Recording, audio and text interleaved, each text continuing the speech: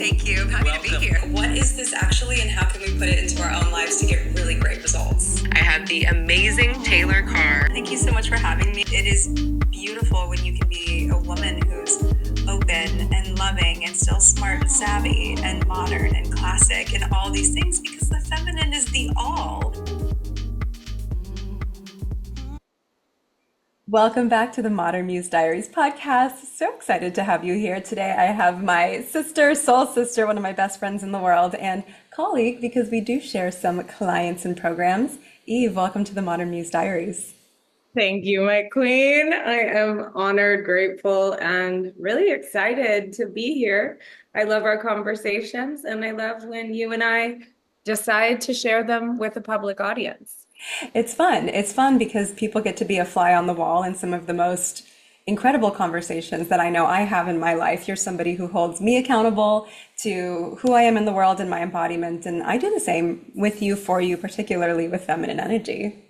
You do. You absolutely do, which is part of the conversation that we were having a few nights ago that we decided, okay, this is something that we get to double click on while being recorded, because what you were bringing up to me is it's interesting, certain women's relationship to really saying out loud that I have a dating coach, that I've had a professional support me and diving into my feminine, specifically how it relates to the masculine, for example. And I thought that that was a little bit silly because you have been a really, really powerful advisor in my life, and our relationship has shifted. My relationship to relationship, specifically romantic partnership. And I'm an expert in the mental health space, and I yell on the mountaintops that you really, really have supported me in being in the relationship that I am now, right? You continue to do so. So I think that that's something that we as powerful women and men get to honor and be more open and transparent about. Absolutely. I love the way that you say that. I'm excited. I'm excited to talk about this topic. The shifts that you've had in your life. Look, you're a brilliant woman. You're an expert in language and decoding language, reconstructing language, and you are amazing at this. And brilliant women can have a hard time receiving from the masculine because we know so much, we want to do it our way, we think we know what's best, and then we don't necessarily get the results that we want. And as you were speaking about it, my brain just kept going, Coven, Coven, Coven, because I think about the way women come together unapologetically and shout from the mountaintop, shout from the rooftop, and unapologetically go, of course I have an advisor. I love that you use that word. Of course I have an advisor in love, in abundance and finances, in language and rewriting my reality. Of course we do, because some things are natural to us and some things are learned skills. Absolutely. I agree completely. It's a more feminine approach is a round table, right? As opposed to a hierarchy.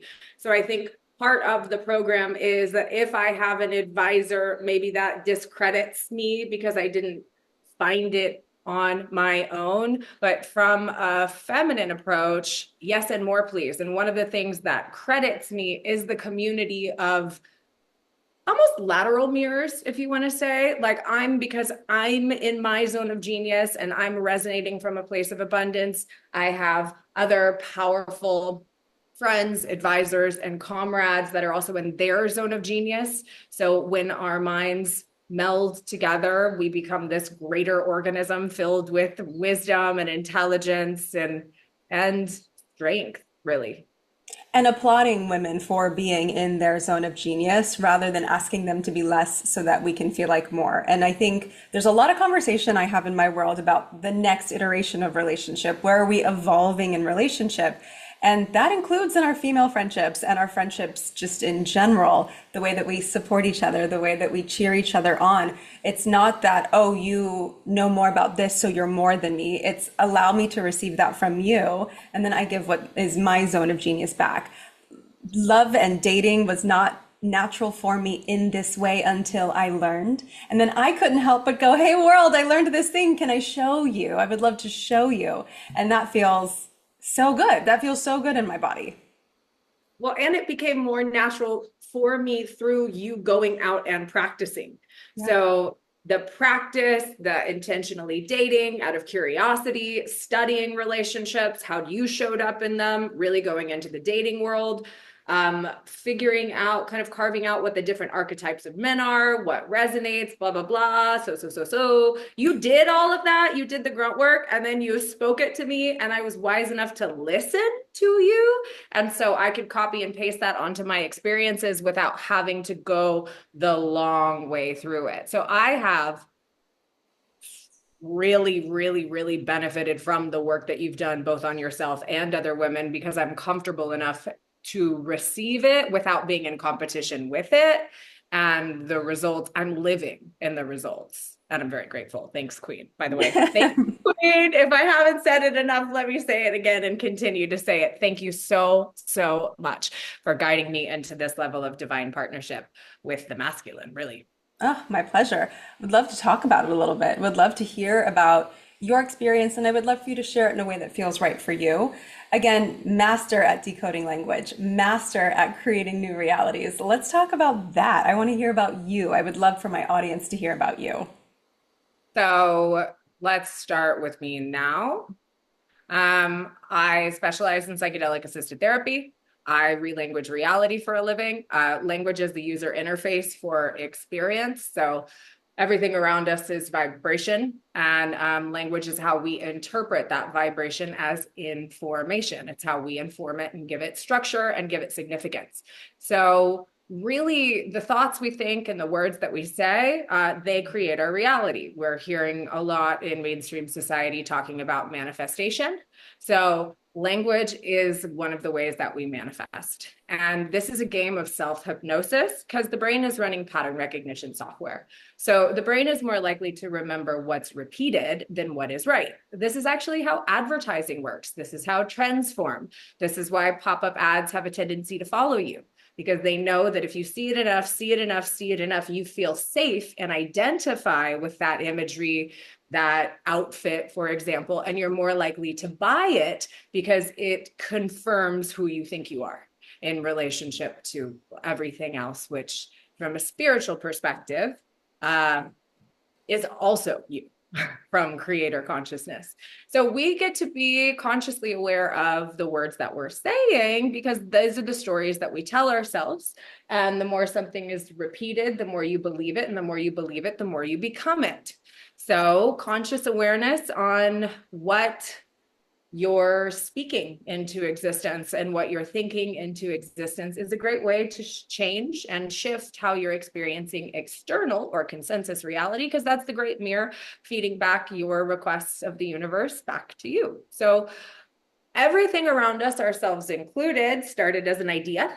And then that idea turned into a conversation, and then that conversation turned into action, and then that thing was built, and now it exists, right? It's stabilized, just like my chair. The chair in front of me started as an idea. This queen in front of me started as an idea. So we really get to clean up our ideas, and then how we talk about ourselves and others, and then how we embody those things. So that is what I do for a living. I teach people to talk to themselves more effectively. And I'm reaping the benefits of that work. I, like you did in the dating world, really started to pay attention to my magic. We're spelling. So, and it now has manifested to my beautiful home, my beautiful practice, my beautiful relationship to my body, and my beautiful relationship to my family, to money, to beauty, and also to men.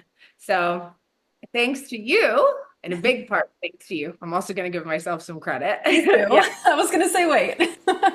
It does. I am in a beautiful relationship with an extraordinary representation of the divine masculine. And this man takes such incredible care of us. And he turns my dreams, he builds my dreams. And he's excited about it and eager to continue to do it, to provide, to penetrate consciousness with the ideas that I have. And one of the reasons why he's so comfortable and inspired to work for me is that I am comfortable receiving. So I accept it. I've release the nagging program. Right now, if someone I'm in relationship with doesn't show up in a way that is on brand, I instead of oh you got nah, nah, nah, nah, nah, I remove my energy. Right. I focus on the positive. I don't speak into existence the version of him that I'm not interested in seeing more. So, for example, this doesn't apply to my relationship, but like it can apply to quite a few. Is you never do the dishes, right? Instead, I receive feeling supported with the dishes. I receive you taking responsibility for this aspect of our reality. I receive feeling supported and loved in this way instead of looping on, oh, you never do this, you never do this, you don't do this. It's why. The question is, why are you speaking to your partner that way? And why are you continuing to create the version of him that you're asking for some space from? Like that's a good example of that. So many little brain blasts. I was like, let's talk about that. Wait, that, wait, that, wait, that, wait, that. And I think the one that stuck around the longest is detachment versus attachment. And this is something that I teach a lot with dating in the masculine, and it's something that you teach a lot too, just in general. I would love to hear more about you breaking down sort of that detachment that actually brings and is so much more into you, and you receive so much more from it. So a mantra of mine is everything gets to be less important, right? Which Uh, is a triggering mantra for those who first hear it, myself included. When you said that, I was like, no, everything's important. And you were like, okay, queen, just wait, you'll see. And then I understood. exactly. The thing is in the game of manifestation, one of the main priorities is that the character is stabilized in reality. So it's really important for us to feel real, right? Because it doesn't feel good to feel crazy. So reality, we like, for example, we live in a stabilized reality in which you put a glass down, the likelihood of that glass staying there, unless someone else picks it up, is pretty high. So if suddenly all of your glasses started Beauty and the Beasting and going away, it would be charming, but you'd also feel like you're going a little crazy because you're like, this is not a stable reality. And my character is grounded in this reality. Things have a tendency to stay where I put them. That's important. So some of our big dreams they don't make sense to us here. They feel like that doesn't feel possible. It feels too big for me to digest or too big for me to receive because it's so important that if it actually happened, my life wouldn't feel real. So we will subconsciously choose the path that makes our character feel real and safe and stable in consensus reality. So when I say things get to be less important, it actually makes us safer to receive them because the reception of them does not interfere with us feeling real and safe in structured, stable reality. Does that make sense? Absolutely. I'll kind of top it off to make it a little more grounded for anyone who maybe didn't fully get that. Your nervous system is on board with receiving what you've always received. Your nervous system is used to receiving a certain level of affection, care, love, wealth, whatever it is. And one of the things I see often is when my clients start to date men who are doing more, doing the most. I can see their nervous system shake and get wobbly and short circuit a little bit, and they go back into more self-sabotaging behaviors. I have worked with men who are being amazing to women, and the women are short circuiting and starting to self-sabotage the relationship with the man. So all in all, what we're really saying here when it comes to detachment is making it less important doesn't mean it's not important. What it means is that what you've always received is your comfort zone. And until you're willing to take a step out of that loop and receive something different in a way that doesn't rock your nervous system and shake you and make you wobbly, the more you'll receive. Did I do a good job of summing that up? You did a great job. Great job. Your Beautiful. nervous system is an important character in your experience. Check in with your nervous system. The more downregulated your nervous system is, the smarter you are. You switch into your human brain. When your nervous system is upregulated, you're in your mammalian brain. So fight, flight, freeze, fawn, these responses The priority is to keep you safe. When you're downregulated and you've already confirmed safety, now you have the opportunity to focus on being smart. So the more you can feel safe in your reality, the smarter you become because you have the time to think. Yes, Mhm. really, really important to be in conversation with your nervous system because your nervous system is also a way that your intuition messages you, right? Yeah, So yeah, beautifully exactly. said.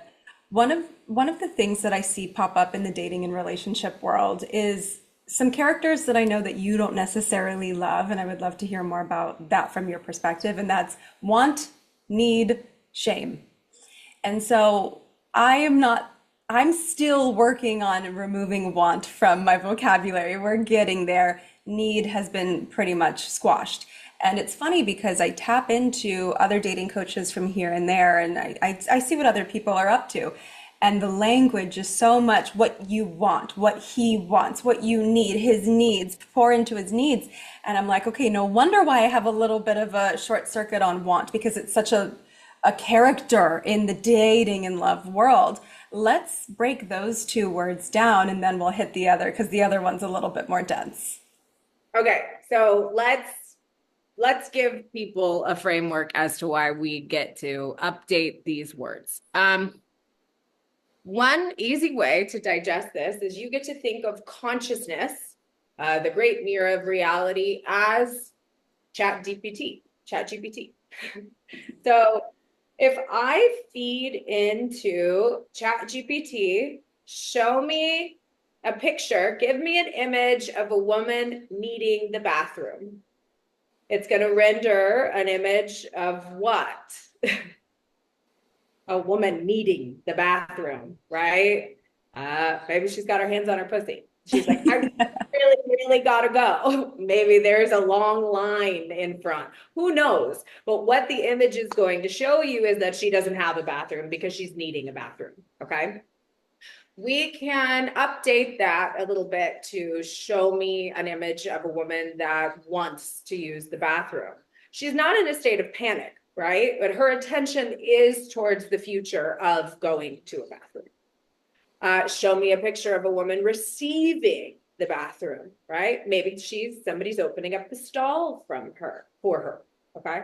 Show me a picture of a woman choosing to go to the bathroom. Her body is moving towards that goal. Show me a picture of a woman using the bathroom. She's on the loo. She's satisfied. She's using it. Everything's working in her favor, She's right? using it. She's using it.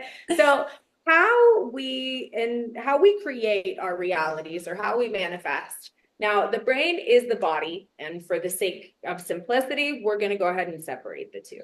As I said a few minutes ago, everything starts as an idea. It's imagined. This is the mental plane. So I visualize it, right? And I'm like, ooh, this would be something fun for my character to experience. Okay, so then what's next? How do I get it from an idea into an experience? Because the body is the machine that we use to experience space-time on this three-dimensional plane that you and I are both living and speaking in, and our audience is also inside of. So basically, how do I do this? Well, if the body is the tool that I use to experience the idea that I have, the reality that I've imagined, then okay, so all right, again, let's go back into the plane of imagination. So when I imagine something in my mind, I can imagine it in the future, I can imagine it in the past, and I can come back to the present. The mind already travels time very easily. It goes to the future, it goes to the past, it goes to the present. We can do it like that with the snap of our fingers. But the body will never be in the future, and the body will never be in the past. The body will only ever be in the present. Only if you move the body into the future becomes the present. So if the body is only ever going to be here now, and the body is the tool that we use to experience what we've imagined, what we get to do is we get to start bringing our manifestations into the present so the body can give us an opportunity to experience them. because our senses are in the body. That's where we touch, that's where we feel, it's where we fuck, it's where we do, it's where we have the experience. So, like I said, it's all vibration, right? Our vocal cords are vibrating, our eardrums are receiving and registering that vibration, and the mind is taking that vibration and giving it significance. So language is the user interface. So there's a bunch of code and electricity and vibration happening in the background, but the I uses language to organize that, to inform it. We talk to ourselves, we think to ourselves in language. So if language is the user interface for vibration, language is how I'm speaking to myself, and it's also how I'm commanding myself to experience things. All right, so are we with me so far? Yes. Okay, I'm doing this a little bit long-winded, but that end, everything is as it's meant to be. So what I get to do is I get to now command or ideate things in a way, I get to speak them to my body in a way that my body can execute it. So, for example, if I say, I need to have children, I need to have children. My body has a specific relationship to the word need. Need is a priority. You can look at Maslow's hierarchy of needs, for example. That's a good pyramid to reference. So if you've told the body you need this for experience, the body's going to prioritize it, and the body is also going to register it that I'm not complete or fully actualized until this command has been executed. I need water, I need food, I need shelter, I need safety. This is serious. So now your nervous system is coming on board to prioritize this. Now, the thing that you need is in the future, but what is in the present is the experience of needing it. So what the body is going to give you is the experience of not having it, and not having it in a way that it's serious. So if I need to have children, and I need to be a mother, I'm not complete until I'm a mother, I need to have children, you're going to be stressed, you're going to feel incomplete, you're going to feel not fully actualized until you had children, until you successfully become a mother or gotten pregnant or so. So now you're going to be walking around until you've bridged the gap between the future and the present where the body can execute it. You're going to be walking around upregulated, feeling complete because you haven't actualized something that's important for you to survive. Want, there's a bit more space in want, right? This is something that I desire. I could live without it, but I still don't feel fully complete on the next level of success until I received it. So now with want, it's a little bit lighter of an experience for the body. But again, if I want a new car, I want to have my rent paid, I want whatever your wants are, you're still speaking into existence that you don't have them. So what is the verb? What are the verbs that you can use to give your body an opportunity to execute the ideas that you have, to give you an opportunity to download them into this plane of experience so you can actually feel what you've imagined? This is why present continuous is an incredible verb tense. It's ing, right? It's present continuing. So this is a really good level of magic. I'm receiving, I'm choosing, I'm going, I'm creating. I'm ing absolutely works in your favor to help you start to bring in coherence with the idea that you're having and the machine that you use to experience what you've imagined. This is why the verbs that we're using are really important, because whatever the tense of the verb is telling you where the idea is in time. And the more that you put the verb tense into the present, the more likely your body is going to be able to embody or execute the request, the command that you've coded for your body through language. Does that make sense? Yes, I take it pretty seriously, the things that you're talking about. I take it seriously because I think that as we are creators of our own reality and we're building the lives of our dreams and we're receiving all of these amazing things, and you and I have done this together. You and I met as like 24-year-old little somethings or bopping around LA. Your mother and my aunt were very good friends, and we had a long history of being like, I met your mother when I was 13, and you didn't even live in LA at the time, and we had this beautiful invisible string. So you and I have been doing life together. You have been one of my life partners, and we have actively worked on the little thing, the little thing, the little thing, the little thing. It's less about the big thing. It's the little language shift. It's the little mindset shift or belief shift or nervous system, down regulation or new belief we plug in and we go, great, I'm going to take that seriously. And need being one of these things, I also take very seriously. I didn't know it till you brought it to me a few years ago, and I take it very seriously. One of the things that comes up with my clients when I teach them about need is they'll continue to say it. And I will bring it to their awareness. And sometimes they'll say, I'm not in a place to spiritually bypass this right now. That doesn't help me. And I find that really interesting because, again, it's the little things, the little microdoses of the little things that create the overarching full experience. And I think a lot of people are unwilling to look at the little microdoses because they're so fixated on the macro. Spiritually bypass?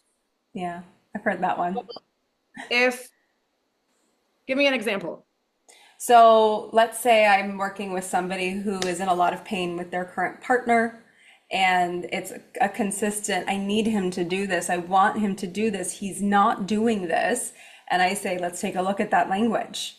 That need creates a degree of separation between what you're actually wanting to receive, right? And there I am, working on that one. You and the result. The result, right? And so the response to that is because they're in pain, they see the language shift as spiritually bypassing instead of the steps on the journey to receive the result.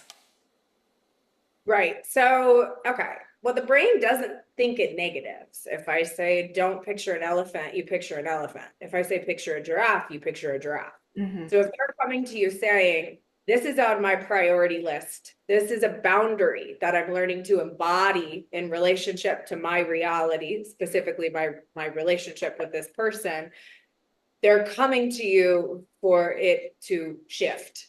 So they're pushing back on the fact that it's not shifting, and you're telling them this is why it's not shifting, because you continue to manifest, to visualize, and to speak and to spell into existence this not happening. And then your complaint is, well, the universe isn't changing my reality. And my answer is, well, the universe is giving you exactly what you've asked for. It's loading your request. It's all energy out there. Positive and negative are nothing more than charges.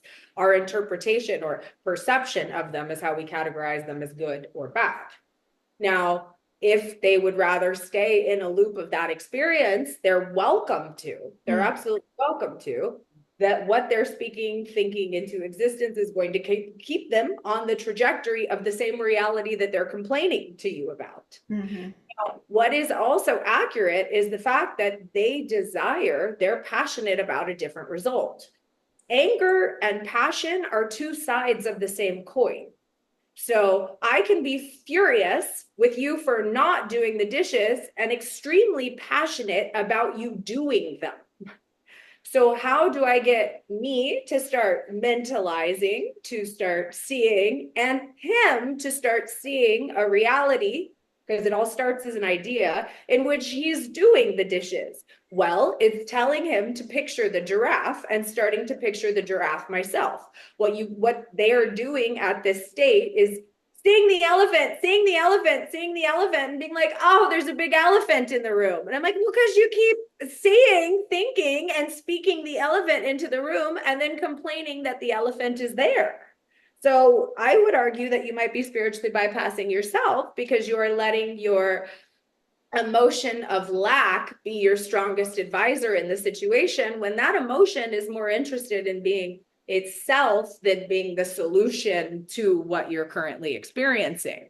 When somebody comes to you as Taylor to have a conversation, they expect you to be a recognizable version of themselves. When they come to have a conversation with me, they expect me to be a recognizable, coherent version of myself. I think it's surprising that when people go have a conversation with an emotion, they expect it to behave differently than it does. If you're talking to anger, anger is going to talk to you as anger. It's going to advise you as anger. Lack is going to advise you as lack. Sadness is going to advise you as sadness. Gratitude is going to advise you as gratitude. So when their main advisors are emotions of pain and disconnection, that's the reality that they're going to advise the individual stays in. And that will be the experience that continues to loop and iterate on itself. So, I mean, I think the feminine does really well with devotion as an energy. Like I think it's just a natural innate part of the feminine is like devotion. It's like, this like yearning, devoted feeling. And when I think about everything you just said, let's use the dishes as an example. I am just so devoted to being a woman who's in a relationship with a man who does the dishes. Therefore, if I'm in a relationship with a man who's not fulfilling that devotion, I would be more devoted to my reality of receiving that than to the reality where I'm not. and you taught me that. Something that came up for me not that long ago is need only exists if you're not embodying your boundaries. Mm. So if you truly embody your boundaries with life, your boundaries with family, your boundaries with everything. Like if you really embody and honor your boundaries, you will not have need, you will have boundaries. And those that do not respect or not a vibrational match for this boundaried version of you, they won't have access to you. So if you would rather continue to nag and be in a relationship with a man that has shown you through his actions consistently that you are not the woman that he's interested in stepping up for, well, that's the relationship that you're going to be in, because you haven't fully embodied the boundary and the belief that you're a woman that deserves this. And now you're hyper fixated on it being him, because there's maybe some scarcity program, there's sunken cost fallacy where I've invested this much time in this relationship, so it's too late to leave, and maybe he'll change if I do this. The likelihood of him shifting, it isn't as high as the likelihood of you shifting. So how about let's focus on you, right? Mm. Now this And is, you can go for miles on. yeah, well, I'll focus on you and the devotion to the life that you say you would like to receive, right? I mean, this is just one of those things where I watch women in relationship with men for 3 years, 6 years, 10 years, 15 years who would have liked to be married 5 years ago, and the man is still unclear. But she's unwilling to leave because of all of the cost and the time invested in all of these things. And I'll never forget this. I'll never forget this. When I was with my ex, I had a friend say to me, if you would like to be married, you gotta leave him and start over because he's not going to marry you. And I said, no, I'm already 3 years in. So there's already all this time spent. I'm closer to engagement now than I would be outside in the real world or whatever it is, I said. And she was like, I think if you go date, you'll get engaged sooner than what he's going to bring. And I was so attached to that idea. Whereas Eric and I got engaged in 11 months and, moved in at month 12 of us dating. And it's just amazing to me when we choose ourselves and what we get to receive. And again, not making other people wrong for their desire. I think that's really important. Like, if that man didn't want to get married, who am I to say, marry me, except for the lie? When the lie comes in and it's like, I'll marry you one day, I'll marry you one day, and then that's not honesty, right? Anywho, I see this a lot. I see this a lot of the woman who says she's so devoted to what she wants, but constantly trying to change the man to get on board with what she wants, because the feminine wants more, more, more, more, more, instead of going, oh, I'm devoted to this reality I say I'm devoted to, and it's not happening here. So I'm gonna stay on that path. Yeah, and that's a true abundance mindset. Is that I value, I trust, I believe that multiverse, universe, God, whatever language you'd like for it, I believe in its power. There's like an infinite number of hands, minds, possibility out there. I trust, I release control to my higher consciousness, and I trust enough, and I believe that I'm deserving of what I desire. So I will offer the version of relationship that I was settling for towards, like I'll phoenix that towards what I truly believe I deserve, and let's let it inform itself.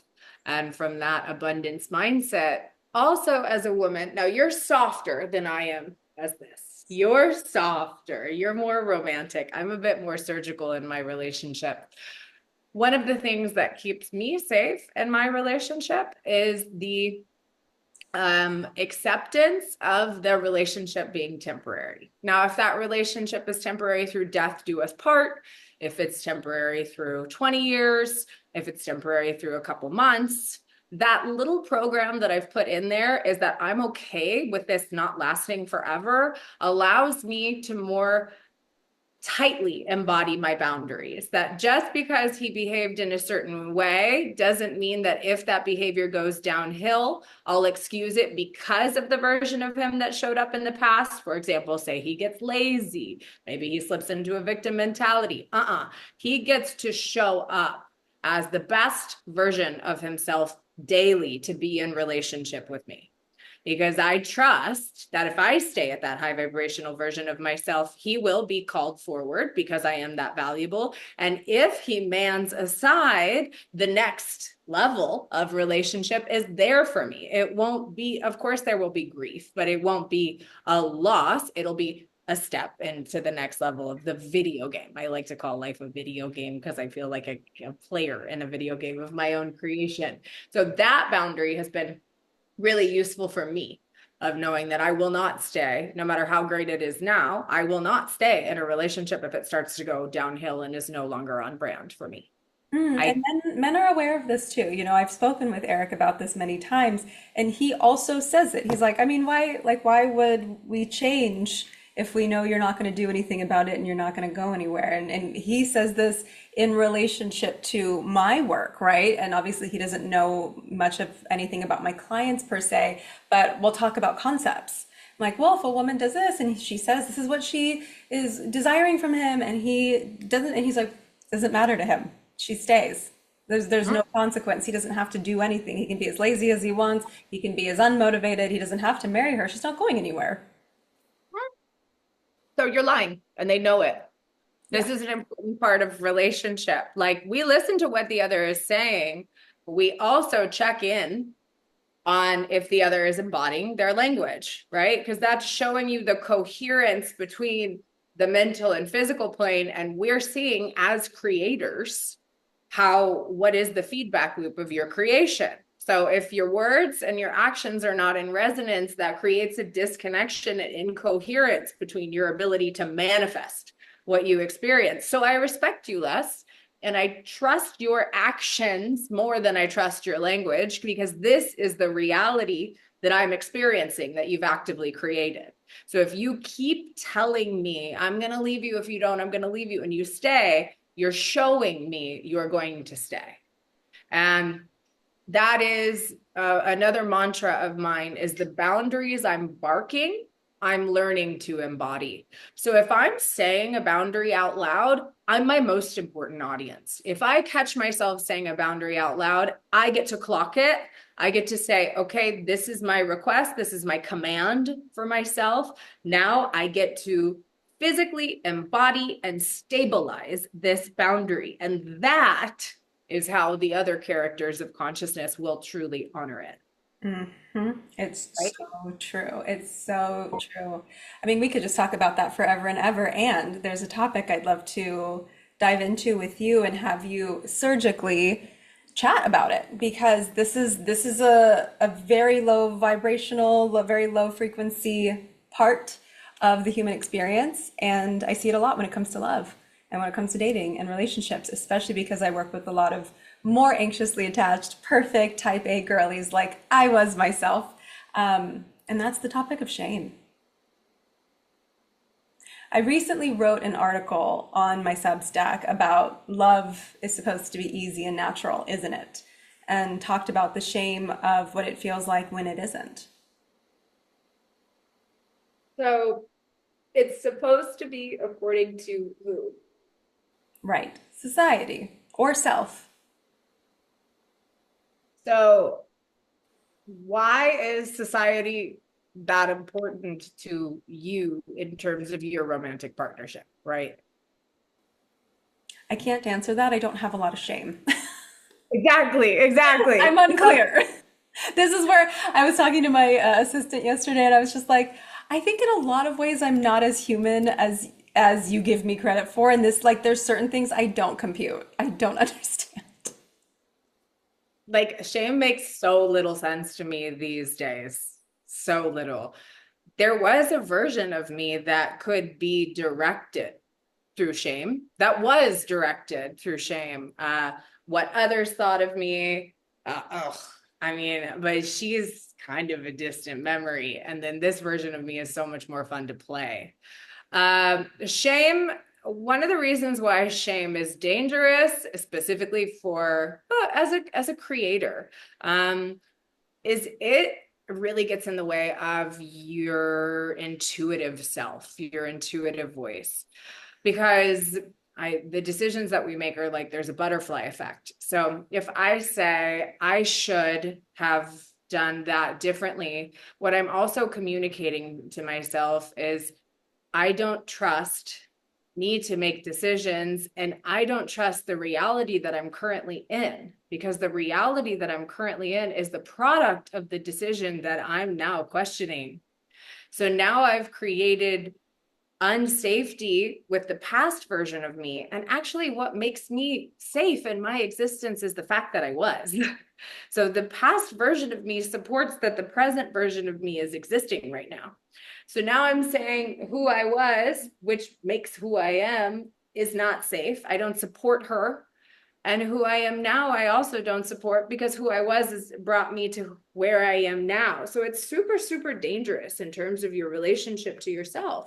And your intuition is a quiet voice that is fluent in vibration, that transcends linear time, because just like I'm a character, you're a character, anger's a character, time's also a character. So your intuition knows, because it can feel the vibrational background code of reality. And your intuition doesn't require rational, deductive reasoning to make the decision. It feels the vibration. And if you don't trust the version of you that's, yes, I flow this way, I trust that energy. First, you have to deduce it, you have to rationalize it. And remember, like, vibration is in the background, language is the user interface. So you're already creating a degree of disconnection, because first, now you have to explain the vibration. Like, it's kind of counterintuitive as you get deeper into relationship with your higher consciousness. So that lag of a few seconds of why does this make sense and why do I trust myself, that actually it shifts like the timeline that you're going into. So for example, I don't wait in line for bathrooms, even if I'm at a music festival. I don't wait in line for bathrooms. It's no longer on brand for my character. I don't run into people anymore. I don't, no matter how crowded a place is, I flow through a crowd like a snake, because I'm aware that it's all one organism, and I'm high on psychedelics. Sometimes I don't even see what's in front of me. I trust that it is one organism. I trust my intuition guiding me through places. I trust my intuition, oh, so much that most of the time she doesn't even explain herself to me. She's like, go there. I'm like, okay, do that. I'm like, okay. When I ask for an explanation, I will deduce why it makes sense, and then I will go forward.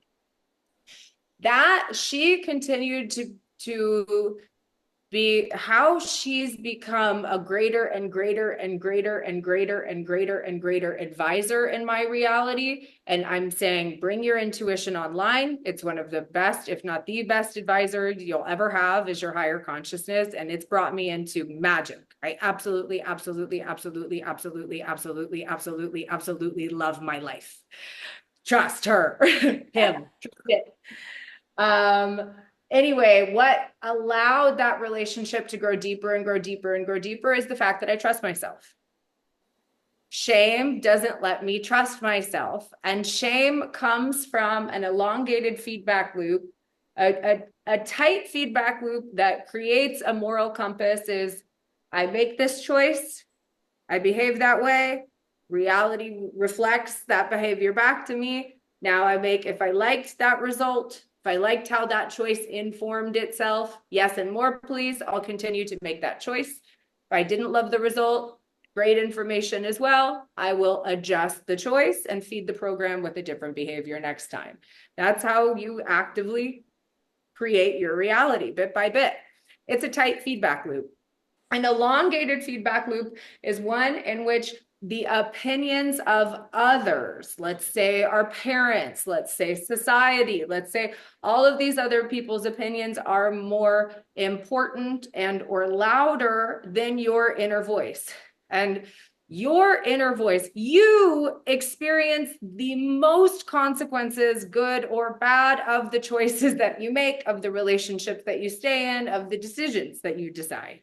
It's you. So why are they as important as you when they don't experience the consequences of you as you, nor are they as present in your reality so they can see how the advice they've given you is informing itself? If your parents were in your eyes seeing the advice that they've given you inform itself, they'd probably update their advice. Some of the advice may stay. That's the advice from others that you keep, like the advice you and I have given each other that we've applied, that makes perfect sense, that we now embody.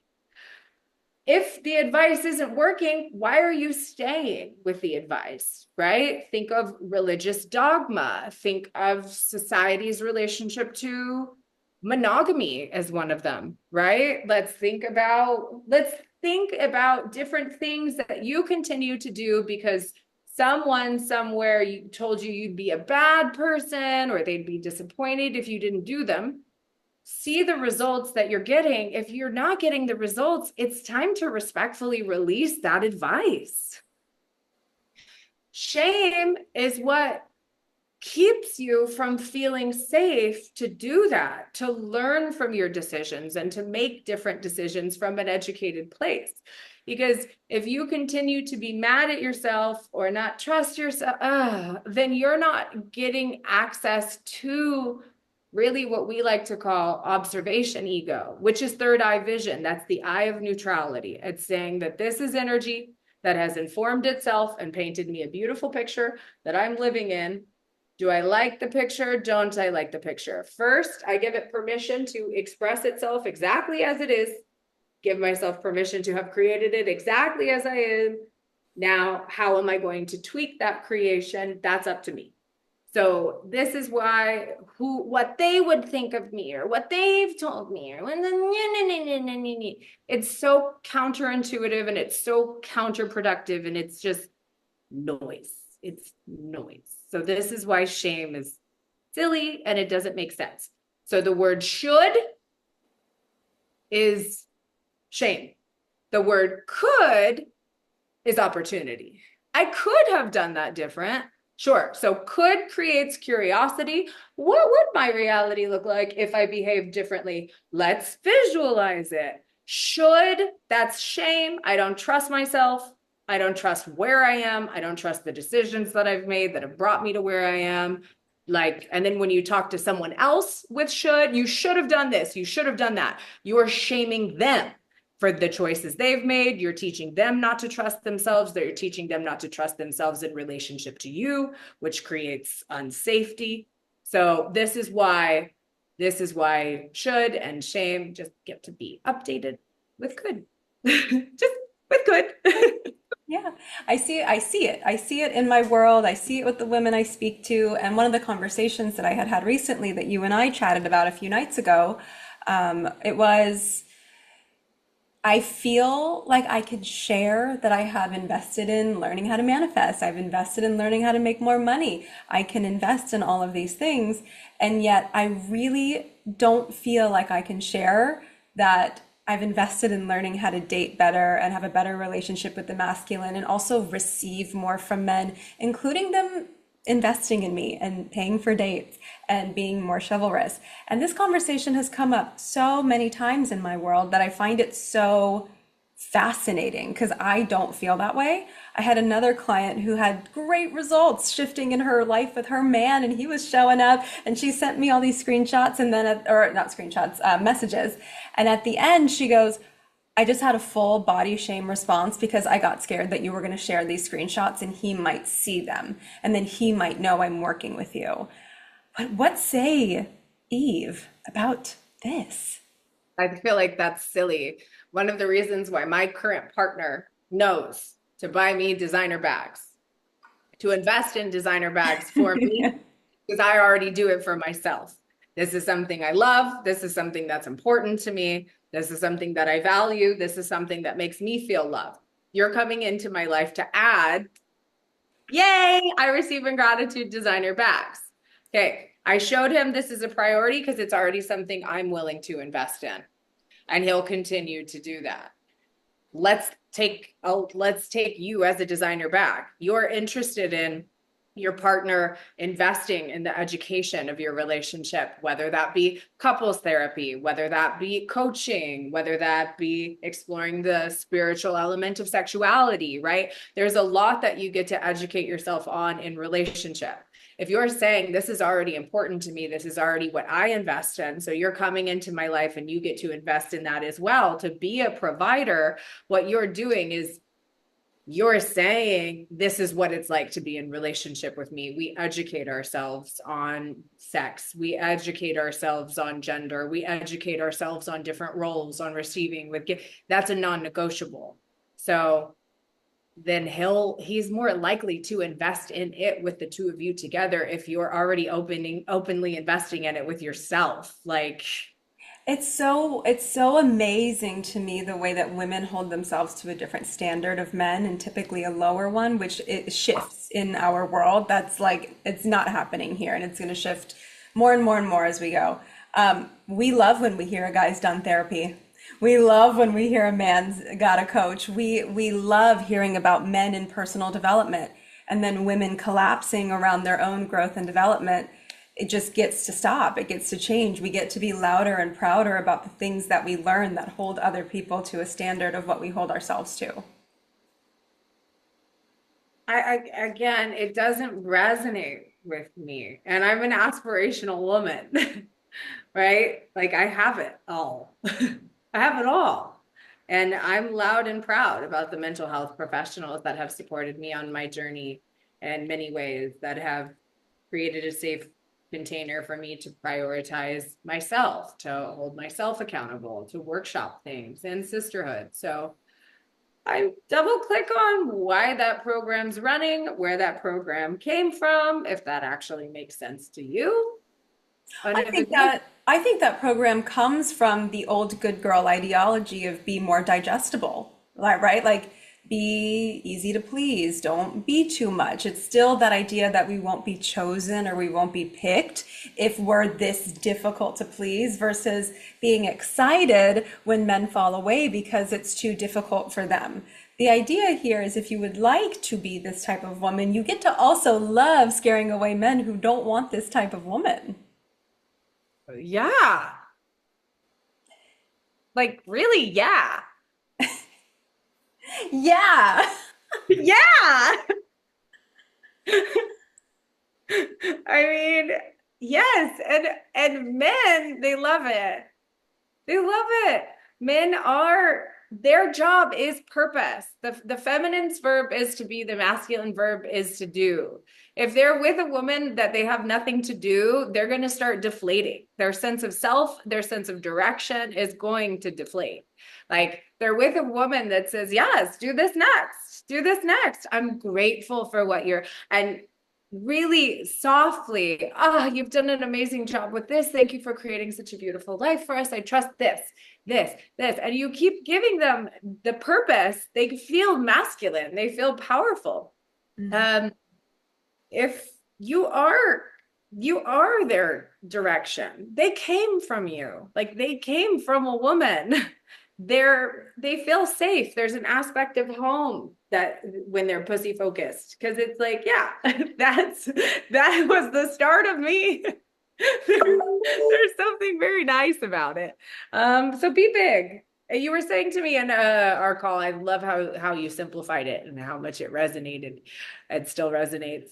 Was that the masculine wound is not being enough, and the feminine wound is being too much. Yes. Say more.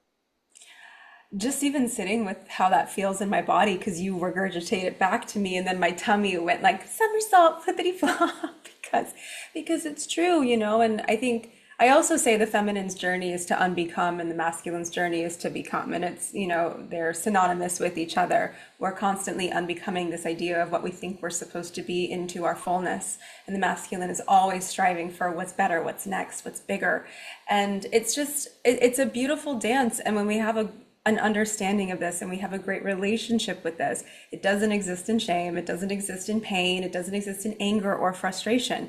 It's just one of those things that is. And the more that we allow the masculine to be what it is, the more we fall in love with it versus trying to consistently shift it into what we think it should be, you know. And women, oh my goodness, women, we can do it all. We can, you know, wake up early and make the coffee and go to work. And what's that old song is like, I can bring home the bacon and then I can fry it up in the pan for my man. We can, we can. And that's the dynamic that we're doing to make ourselves feel worthy versus just being okay with men doing the things that they love to do that actually make them fall more in love with you. It's this chicken or egg thing. It's we think we're making them fall more in love by being agreeable, and what we're doing is we're sending them further from us being the most desirable person in their life. It's true. I don't cook, period. He brings me coffee in bed because he wakes up earlier than I do, significantly earlier than I do.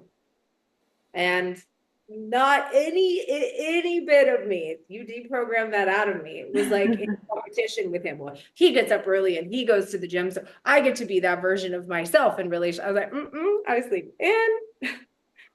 He knows he knows how to tiptoe into the morning to see. He knows my moan. He's like, oh, if that's a that means she's sleeping longer. If that's a it means she's interested in getting up. So I'm gonna go. I'm gonna make her latte. I'm gonna come. I know how much light to bring in because she doesn't love full light in the morning, and he likes full light.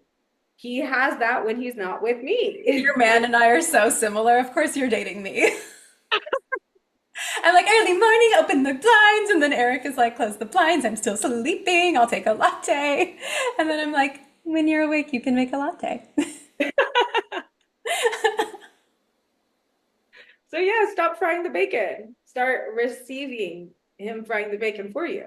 And so what I know is going to come up as women who feel these ways in my community, I know them so well. What comes up is, but then what do I bring to the table? How am I being valuable? Am I taking too much? And I would love to hear your perspective on that. You bring yourself. You bring your softness. You bring home. When a woman is not in survival mode, she's in beauty mode. So then you get to bring the aesthetic. You get to bring the details. You get to bring, if you so choose. Remember, the feminine verb is to be, and the less that you're doing, the more that you have time to be, and the more that you are, the more you're in an internal conversation with yourself, and we are the answer to our question. Again, your higher consciousness is very soft. It's like, all right, when you're interested, when you're still, when you're curious, when you're ready to receive. So the softer you are, the stiller you are, the safer you are in the reality, the wiser you become as a woman. And the masculine truly benefits from feminine intuition and softness. And in addition, we are batteries. We are the amplifying energy. So we get to be charged enough to charge our partner. And that's in an energetic way. So if you're doing the tasks here on reality and depleting yourself in that way of service, you can't service him divinely because you're exhausted. So The more he does and the more you are, the more you get comfortable in your divinity. And the more you're in your divinity, the cleaner of a charge you are, and the more you can manifest. Like, I see these Instagram videos that I think are so hilarious, and they're like a woman, like a guy working, and the woman dancing and being like, I cast a spell and this is our reality. And he's like, I worked 20 hours and this is our reality. And I resonate with that. I totally resonate. And I Even think as we were single and living alone, we were still just casting spells and receiving that reality. It's not different. it's so different. So be more. And really your work is to have the conversations with yourself about how comfortable you are. I remember at one point in our relationship, I was a woman that was uncomfortable with a man getting dinner, getting the check. Yeah. Part of that had to do with an old program of obligation. What is required of me because he did this for me? You really, really cleaned that up in me. And now I receive in gratitude dinner.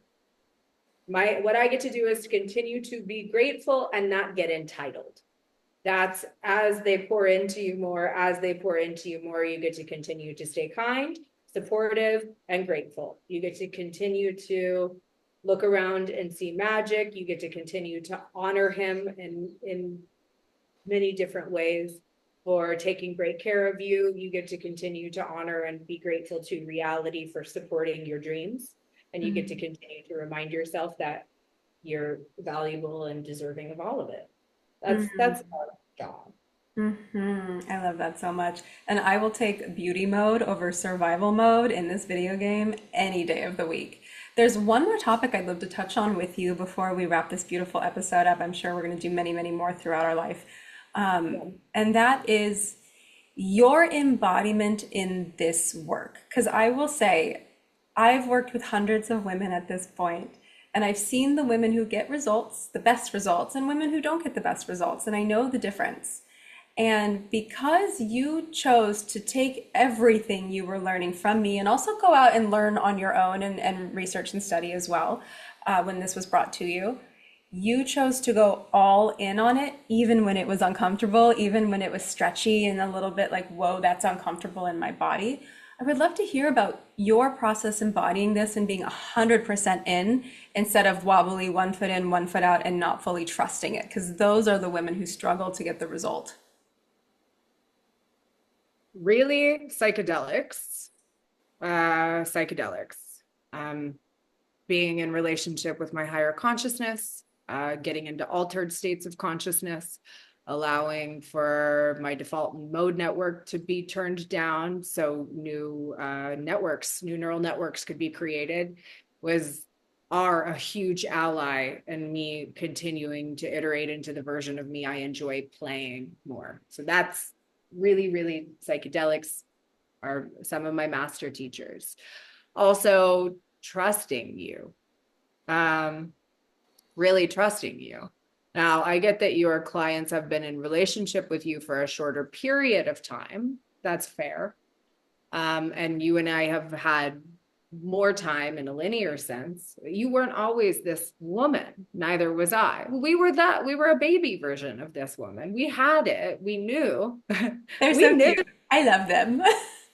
We were cute. We were very cute. And I didn't fully trust you to soften then. Then I was more masculine. And then actually I had my nose up a little bit to your softness, to your sweetness, to the whimsical nature of you. And you stayed through it. You were like, this is who I am. And I'm like, oh, that's actually wise. And that actually makes sense. So you were soft enough to bring me into softness. So trusting you is a big thing for your clients. Like they get to listen. They get to listen. And trust. They get to listen. They get to trust you. And because you're teaching them how to trust themselves.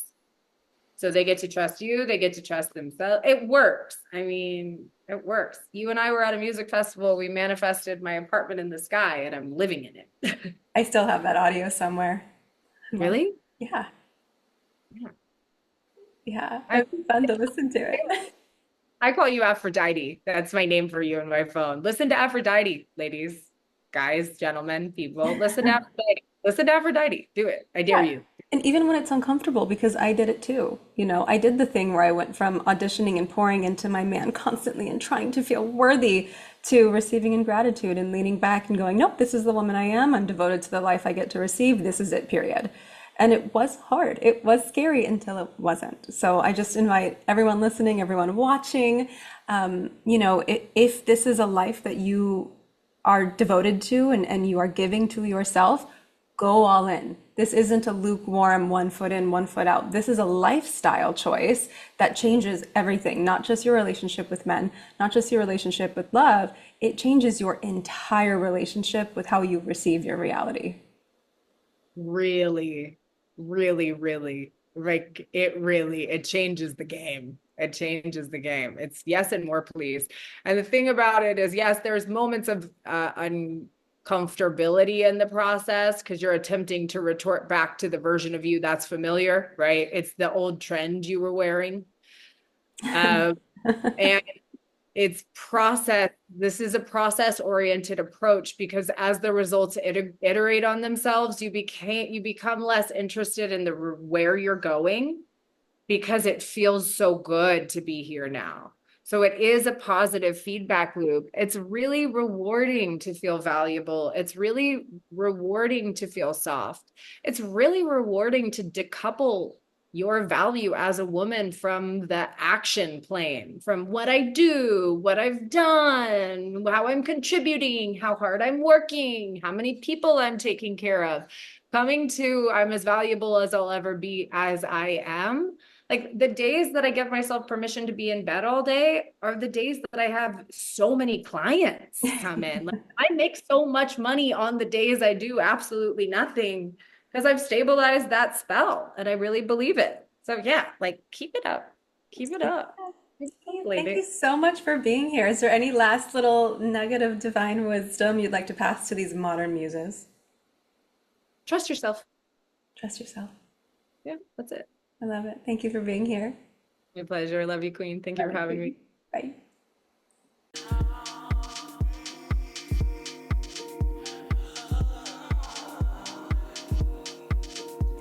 Thank you so much for tuning in to the Modern Muse Diaries podcast. I'm so grateful and so honored to have you here. If you love this episode, subscribe and drop down below and give us that 5-star review. Leave us some words. I cannot wait to hear from you. This episode is brought to you by my brand new, never been done before 6-week mastermind, Open, for the woman who has experienced heartbreak, closure, grief, and is ready to open back up to the magnetism and the radiance of life. I'll put that link in the show notes below, and I'll see you in the next episode.